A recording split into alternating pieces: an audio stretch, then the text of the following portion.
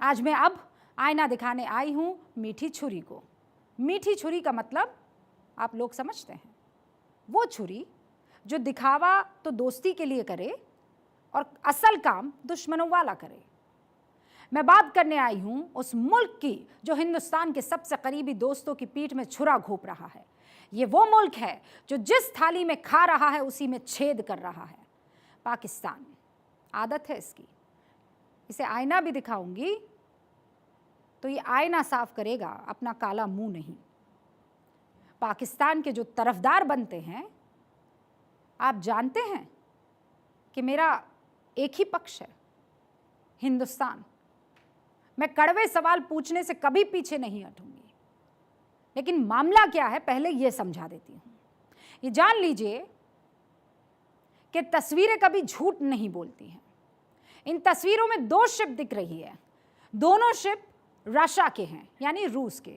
एक में गेहूं लदा है और दूसरे में क्रूड ऑयल यानी कच्चा तेल।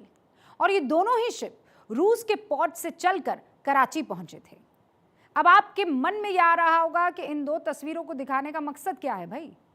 दरअसल जो सवाल पूछने आई हूं, ये दो तस्वीरें उन सवालों की आधी हकीकत बयां कर देती है। लेकिन एक तीसरी तस्वीर भी है और यही तस्वीर पाकिस्तान की नीयत और नापाक मंसूबों को बयां करती है। रूस के जहाजों के साथ तीसरी तस्वीर पाकिस्तान के जहाज और मिलिट्री एयरक्राफ्ट्स है। पाकिस्तानी शिप और मिलिट्री एयरक्राफ्ट्स में लदे हुए घातक हथियार हैं जो सप्लाई किए जा रहे हैं रूस के दुश्मन मुल्क को। इसे क्या कहते हैं? दोगलापन। इसे क्या कहते हैं? पीठ में खंजर भोंकना या घोंपना। आप जानते हैं, मैं जो कुछ भी कहूंगी वो तथ्यों के आधार पर कहूंगी, रिसर्च के साथ कहूंगी और सिलसिलेवार तरीके से अब आपको बताती हूं कि पाकिस्तान के इस दोगलेपन की असलियत क्या है। आसान शब्दों में समझिए, ये किसी का सगा नहीं हो सकता है। पाकिस्तान की जिस भी मुल्क ने मदद की है, पाकिस्तान की तरफ से दोस्ती का हाथ बढ़ाया है, तब पाकिस्तान ने धोखा दिया है। आपको याद होगा, भारत के भूतपूर्व प्रधानमंत्री अटल बिहारी वाजपेयी बस से लाहौर गए थे और बदले में पाकिस्तान ने करगिल युद्ध दिया था। मैं उन बातों में नहीं पढ़ना चाहती क्योंकि आज़ादी के बाद से ही पाकिस्तान का इतिहास ऐसा रहा है। पाकिस्तान ने तो 1971 से पहले तब के पूर्वी पाकिस्तान और अब के बांग्लादेश में ही कत्लेआम मचा दिया था। ये तो इतिहास में दर्ज कुछ असलियत है, लेकिन पाकिस्तान इस वक्त जो कर रहा है वो ठीक वैसा ही है जो पाकिस्तान इतिहास में कर चुका है। इस देश के पास, इस मुल्क के पास अभी खाने को दाने भी नहीं हैं। लाहौर में 20 किलो आटे का दाम पता है क्या है? 2800 रुपए पाकिस्तानी, यानी 1 किलो आटा 140 पाकिस्तानी रुपए का है। आपने और हमने सभी ने बीते दिनों आटे के लिए पाकिस्तान की सड़कों पर हो रहे मर्डर्स की तस्वीरें देखी है। यकीन मानिए, पाकिस्तान में आटे की ये कीमतें सिर्फ कहा जा रहा है कि अंडर कंट्रोल है, अभी तो बाहर नहीं गई है सीमा के। इसी साल जनवरी और फरवरी में हालात ऐसे थे कि गरीब रोटी नहीं खा पा रहा था। आटे की यह कीमत रूस से आए गेहूं की वजह से काबू में आ पाई है। साल 2022 से 23 में पाकिस्तान ने लगभग 2.5 मिलियन टन गेहूं आयात किया था, लगभग, जिसका 70% यानी 1.82 मिलियन टन गेहूं अकेले रूस ने पाकिस्तान को दिया था। आप कह रहे होंगे लानत है पाकिस्तान पर, लेकिन जल्दबाजी मत कहिए और कीजिए, पहले सारे आंकड़े देख लीजिए, क्योंकि इन आंकड़ों में पाकिस्तान का असली चेहरा छुपा हुआ है। पाकिस्तान अपनी जरूरत का 80% तेल आयात करता है। यूएई और सऊदी अरब पाकिस्तान को क्रूड ऑयल बेचने वाले सबसे बड़े मुल्क हैं। पाकिस्तान की कुल जरूरत का 56% तेल यूएई से आता है। 34% कच्चा तेल सऊदी अरब से आता है। इसके अलावा पाकिस्तान कतर, कुवैत और साउथ अफ्रीका से भी तेल खरीदता है। 2022 में पाकिस्तान रोजाना 1,54,000 बैरल तेल इंपोर्ट कर रहा था। पाकिस्तान की अर्थव्यवस्था की हालत अब जानते हैं आप, खस्ता है। कर्ज लेकर पाकिस्तान दूसरे मुल्कों का कर्ज चुका रहा है और इसीलिए उसने रूस से सस्ता तेल खरीदना शुरू कर दिया।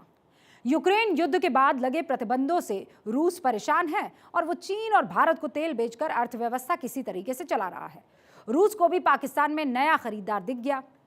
अप्रैल 2023 में रूस और पाकिस्तान के बीच कच्चे तेल की खरीद का समझौता हुआ। पाकिस्तान ने अपनी जरूरत का 2/3 यानी 1 लाख बैरल क्रूड रोजाना रूस से खरीदना शुरू भी कर दिया।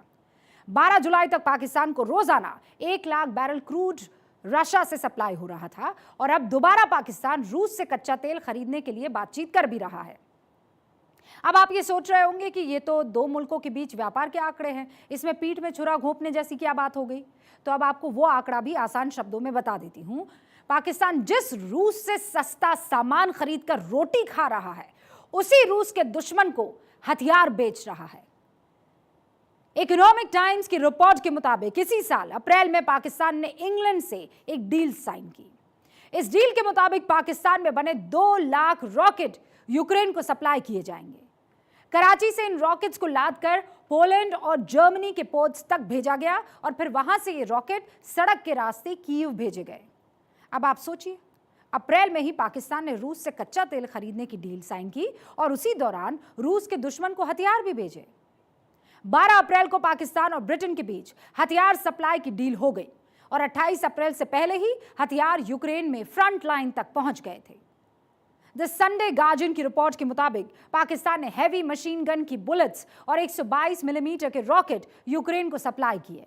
इसके अलावा 130, 155 मिलीमीटर आर्टिलरी शेल्स भी पाकिस्तान से यूक्रेन भेजे गए। यूक्रेनी सैनिकों की लाइट मशीन गन की गोलियां भी पाकिस्तान से सप्लाई हुई।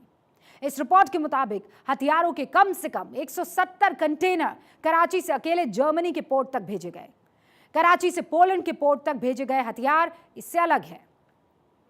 पाकिस्तान से हथियार तो यूक्रेन भेजे गए, लेकिन इनकी क्वालिटी बेहद खराब है। बीबीसी ने यूक्रेनी आर्मी कमांडर व्लादिमीर के हवाले से रिपोर्ट किया कि पाकिस्तान से यूक्रेन पहुंचे रॉकेट्स की क्वालिटी बहुत खराब है।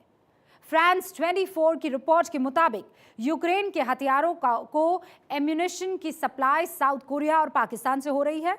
रावलपिंडी के नूर खान एयरबेस से हथियार रोमानिया तक सप्लाई हो रहे हैं और फिर सड़क के रास्ते यूक्रेन जा रहे हैं। इसी साल मार्च में खबर आई कि पाकिस्तान ने यूक्रेन को T-80 बैटल टैंक देने का फैसला किया है। हालांकि टैंक यूक्रेन पहुंचे कि नहीं, इसका भी कोई आंकड़ा हमें नहीं मिला है। भारत से लेकर यूरोप तक का मीडिया इस वक्त ये कह रहा है कि पाकिस्तानी गोला बारूद का इस्तेमाल रूस के खिलाफ किया जा रहा है, लेकिन पाकिस्तान इस बात को कबूल करने के लिए तैयार नहीं है। That we find it regrettable that certain media outlets have tried to publish unfounded reports alleging military supplies to Ukraine. Since the war began, we have not concluded any agreement for defense supplies to Ukraine, keeping in view our principled, consistent and non-partisan position.